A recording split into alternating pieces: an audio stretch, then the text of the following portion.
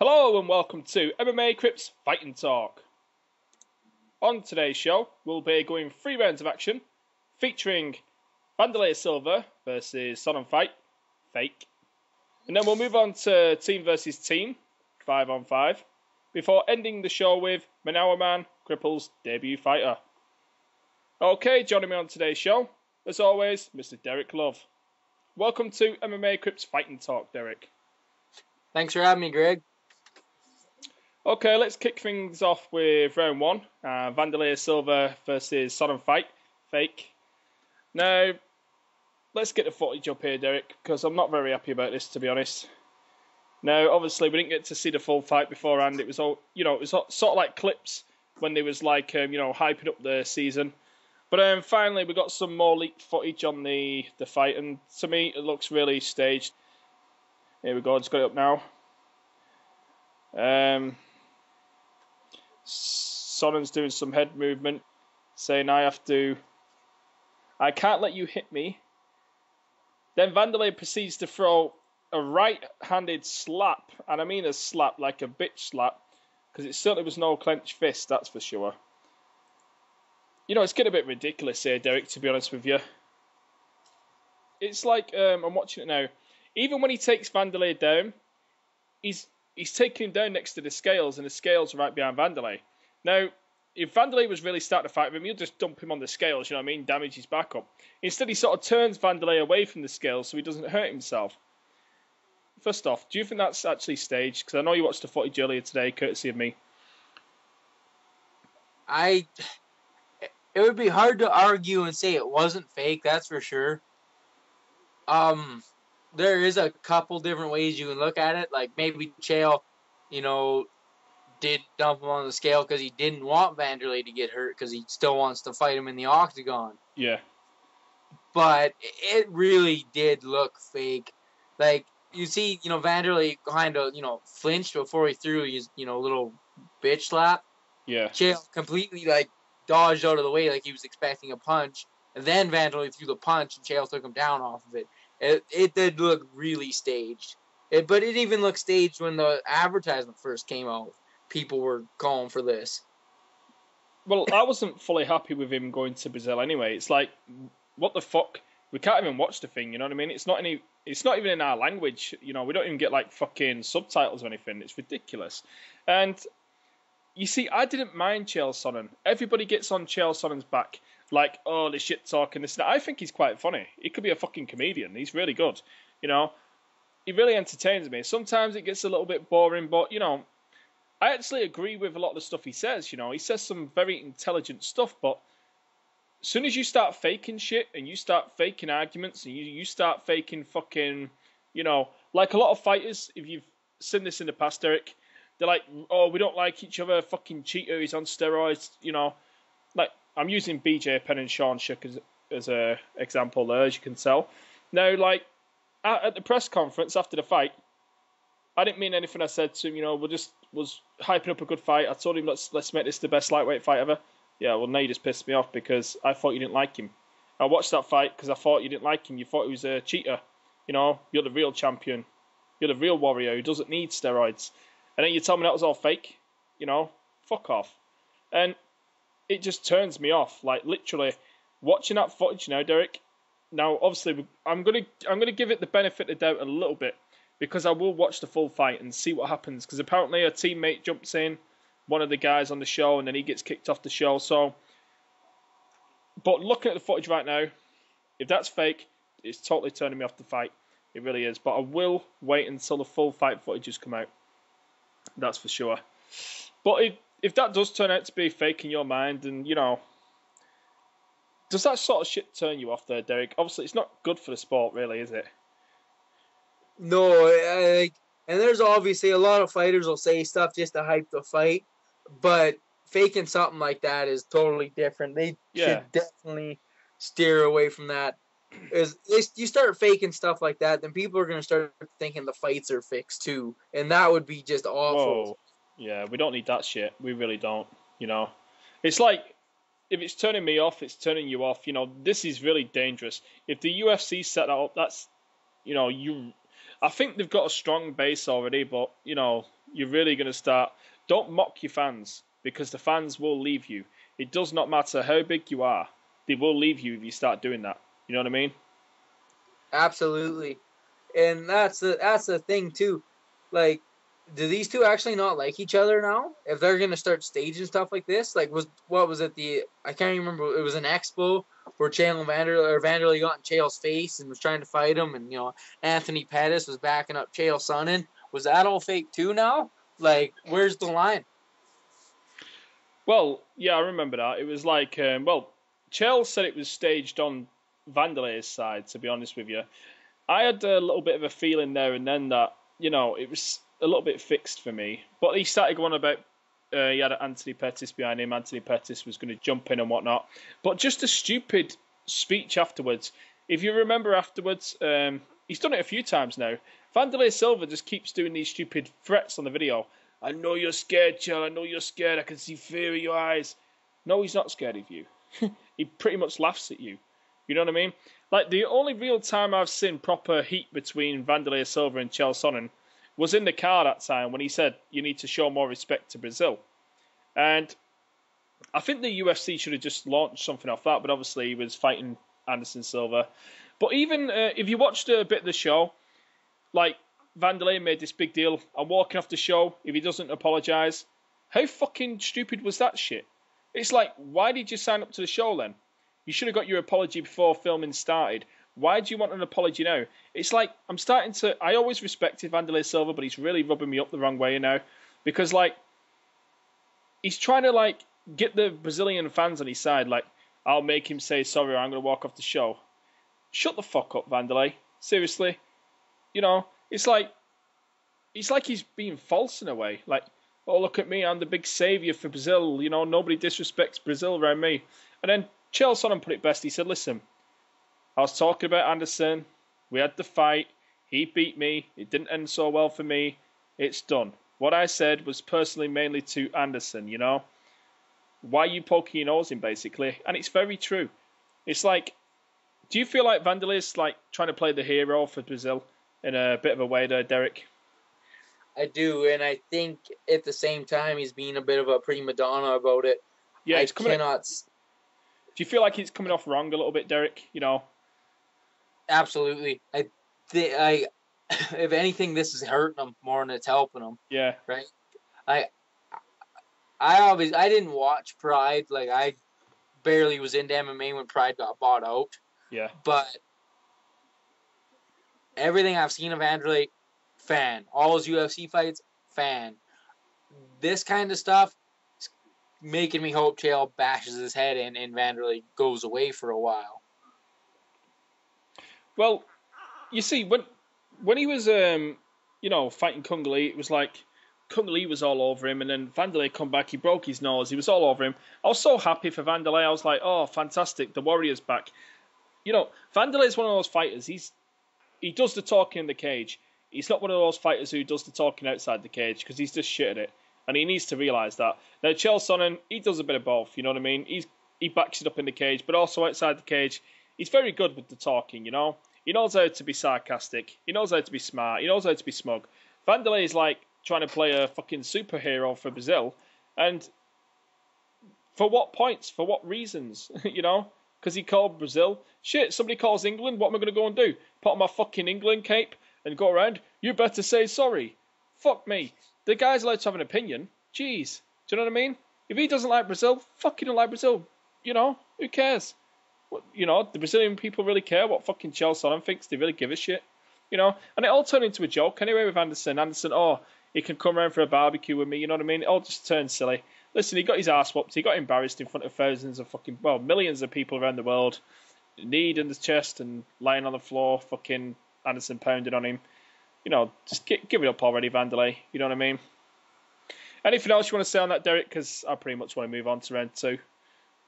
Well, just like everything you said, like, Vanderlei, I think, is the only person, and, a couple, diehard Brazil fans, they're the only people who seem to, care what Chael's saying about Brazil. Everyone else is just like, yeah, he's just Chael. He's being a smartass like he always is. Yeah. Like, if he started smack-talking Canada, I'd still be a fan of him, because what he's saying would probably be hilarious anyways.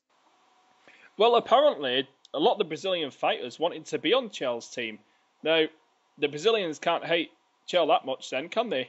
So, all the guys want to be on his team. They all respect him. They think, he'll teach them a lot. And then, all of a sudden, Vanderlei starts storming off. It's like, make yourself look like a dick, Vanderlei, Okay, let's move on to round 2, Derek. And team versus team. 5 versus 5. Now, TFC is the name of the new company. It's held its first event where 5 fighters take on another team of 5 fighters. Now, I'm just on the website for them. You can apply on the website. They've got like a registration form here on the website where you can, basically apply your team. So I'm assuming if you've got like, you're at a gym, there's like 4 other guys and you think, yeah, we're pretty decent, then you can just go and fucking apply for this stuff. But let's dig into what this is all about anyway. 5 versus 5. Apparently there's 3 guys what can like take on 1. So basically the way this happens, I'll explain it to the listeners. This is what I know so far. If you get tapped out or you get knocked out, you're out. And then automatically it's 5 versus 4. Then if another guy off your team gets knocked out or whatever, it's 5 versus 3. Then you start getting 2 or 3 guys onto 1 guy. That's where it gets a little bit dangerous for me. What the fuck? So I'm just going to look into that now, Derek. But give us your thoughts on this so far. Well, I watched the one fight that was posted on the Crypt. And, yeah, you got 5-on-5. You have guys who aren't all in the same weight class at all. There's big weight differences between some of these guys. Yeah, I can see that. And yeah, you see it starts off, pretty much 5 separate fights. Then someone gets taken out, and then you got 2 guys beating up 1 guy. At the end of the one fight I seen, it was, I believe, 4 or 5-on-1. And they were just pretty much punching this guy who was on the ground until the ref stopped it. They weren't going at him too hard. Like, you could tell they were holding back. But someone could get seriously hurt. This is just stupid. I'm just watching it now, Derek. I just paused it. Now there's... what the... Is that even a real ring? It's like a big, massive padded area. It's like a shitload of like mats on the floor. There's tyres in the ring at each corner. And then in the middle of the ropes as well. The guys are ready to get underway. I'm just going to press play a second, Derek. I'll give my thoughts on it now as I'm actually watching it. Oh, they're all geared up here. Fucking are. It looks like one of those football hooligan fights. Jeez, one guy's pumping his fist. Here we go. Oh, flying kick. Shit. Took it. Oh, somebody just fell over. Wow, this is crazy. Shit, it's like a fucking Royal Rumble or something. As you'll see, Greg, they start throwing stomps at each other. Whoa, that's a vicious leg kick. Right in his knee. Shit, no, there's 3 guys there. That's disgusting. He's hammer fisting. The other one's punches. Oh, fuck, this is crazy. There's 4 referees in there. Oh, shit, he did. Yeah, he's just stamped his... Oh, that's disgusting, man. Here we go. He's pounded away. He's covering up. That's shit ref stoppage right there. Shit. Rennie could choke next to the tyres. Fucking hell, there's 2 of them hammer fisting him. Gee, oh no, there's fucking 2 more going stamping. That's disgusting. 2 refs are in there. There we go. They won 4. See, that's where it goes wrong there, Derek. Because like I mentioned at the start, once you like you get knocked out or you tap out, then you're out. Then it's it becomes a numbers game. Then literally, they basically took 2 guys out within like 30 seconds. They won the fight because they just went and stamped the fuck and hammer fisted the fuck out of 1 guy. So there's nothing mixed martial arts in that. It's like once you've eliminated 2 guys, unless you've got like fucking Brock Lesnar versus 2 lightweights, you've won. You know what I mean? So it takes a little bit of the sizzle away from it. It takes a bit of the, the pride away from it. Now, if you sort of did like a tag-in match, it might be a bit better because it's more tactical then. It was pretty good. Fucking hell, it was pretty awesome actually. I enjoyed it. But, like I said, once 2 guys are out, that's it. Your team's fucked. You're screwed. There's nothing you can do. They're just going over the replays now. Those stomps are a bit too much. It's a bit risky. You're really risking like, 4... You got 4 guys hammer fisting on you, and then you got a 5th one stomping your head. It's fucking nice. Well played. It's like he's trying to open up a coconut there. Jeez. You know what, Greg? Honestly, if some place wants to put on a show like this and have 5 guys versus 5 guys, go ahead. Don't call it MMA because it's not. Yeah. That the second there's more than 2 guys and a ref in that cage, it's not MMA anymore. If you want to do 5-on-5, go ahead, but think of a new name for it. Don't associate it with mixed martial arts. I don't care if it's exactly the same, but it's 5-on-5. It's not mixed martial arts anymore. Well, it just come up then. It said discipline, street fighting for both fighters. Yeah, I seen that too. Well, they're definitely football hooligans. It is. That's what it is. It's, hold on. He's got MMA. The other one's got street fighting. Jeez. I noticed a lot of them are Swedish as well. I thought fucking MMA was banned in Sweden. Seems to be a lot of good fighters coming out of there, considering that.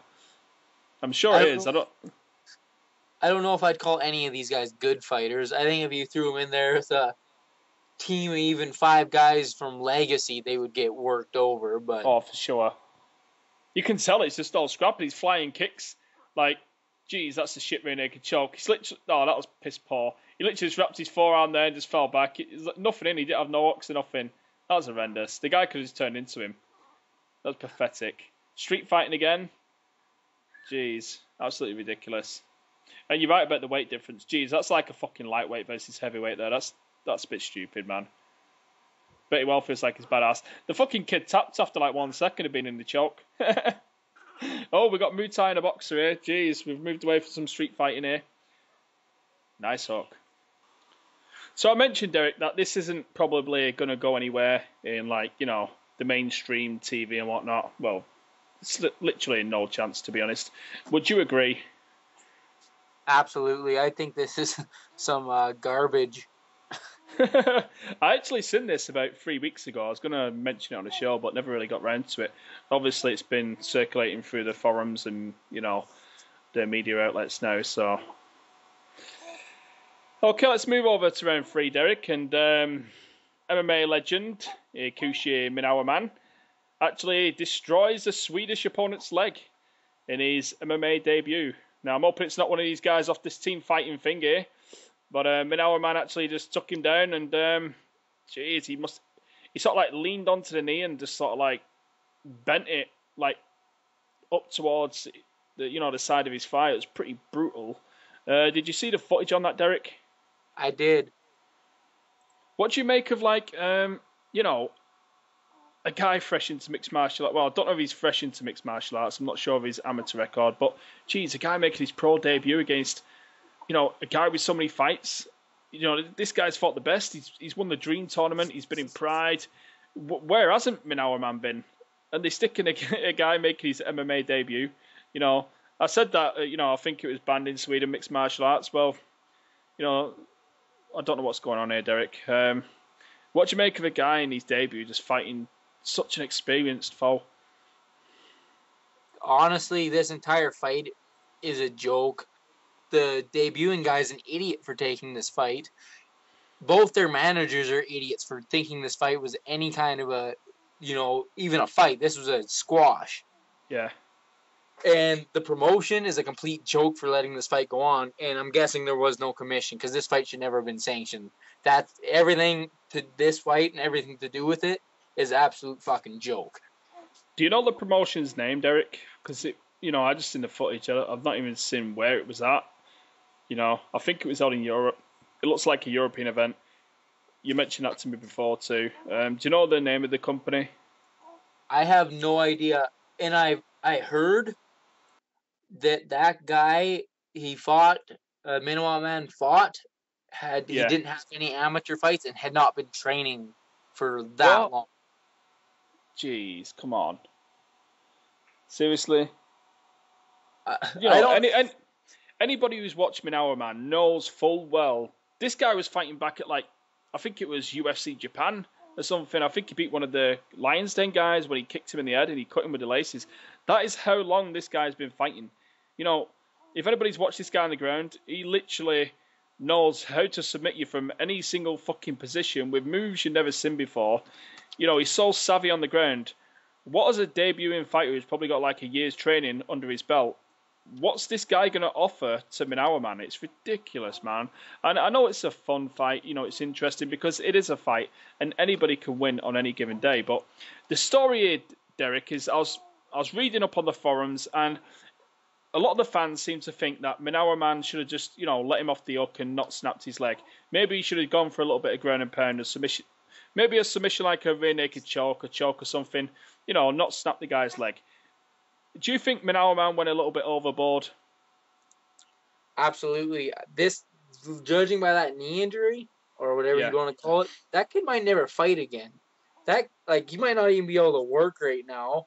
He might be losing a lot of money just because Minowaman thought, like, hey, I'm just going to snap this kid's knee. I don't know if there might have been something before the fight. Maybe he was trying to teach this kid a lesson. Maybe the kid was just respecting him or something. Yeah, well, that's been known in Japan, even with the pro wrestlers and whatnot. You know, they like to teach discipline and respect. So there could have been something like that before the fight, but from what I know, there wasn't. And yeah, this kid may never fight again. It's horrendous. Why not? Like, he could have literally tapped him out any way possible. Why not a choke, a harmless little choke, or even an armbar? There's more give with an armbar. You can tap before it breaks. Those leg locks are vicious. Well, I don't think he was specifically, you know, like, it is a fight, obviously, and, you know, you got to take your chances when you can get them. Obviously, the guy was on his back. Minowaman had all of his legs, so the submission was basically there for the taking, really.